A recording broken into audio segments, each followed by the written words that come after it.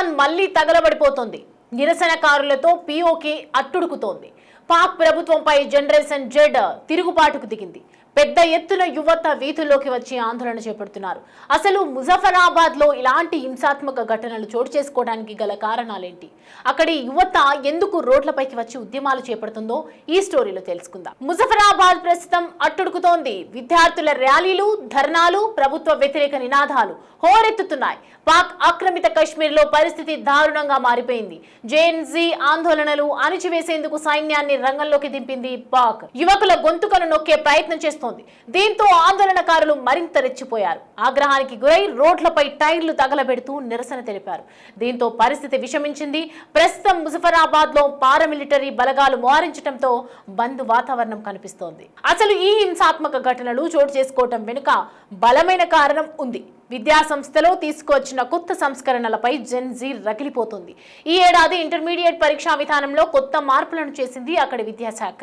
కొత్త మెట్రికులేషన్ విధానంతో ఈ మార్కింగ్, డిజిటల్ అసైన్మెంట్ విధానాన్ని తీసుకువచ్చింది. దీంతో 6 నెలలు ఆలస్యంగా ఇంటర్ ఫలితాలు వెలువడ్డాయి.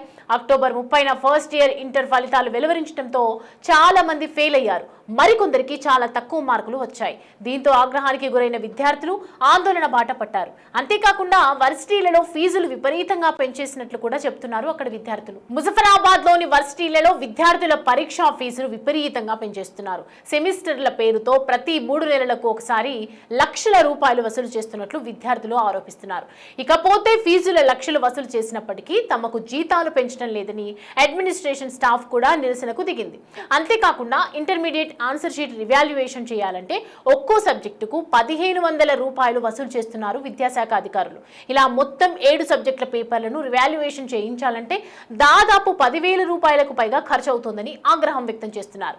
దీంతో ఉద్రిక్త వాతావరణం నెలకొంది. 2024 జనవరిలో కూడా ఇలాంటి ఉద్యమం జరిగిందని అక్కడి స్థానికులు చెప్తున్నారు. అయితే ప్రస్తుతం ఉన్న డిమాండ్లతో పోలిస్తే అప్పట్లో కొద్దిగా తక్కువ ఉన్నట్లు తెలుస్తోంది.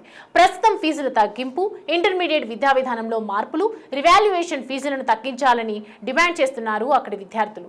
అయితే ఈ నిరసనల్లో ఒక వ్యక్తి తాజాగా గాయపడ్డాడు. పెద్ద ఎత్తున విద్యార్థులు రోడ్డెక్కడంతో ఆ గుంపులో గుర్తు తెలియని వ్యక్తి ఒక విద్యార్థిపై కాల్పులు జరిపారు.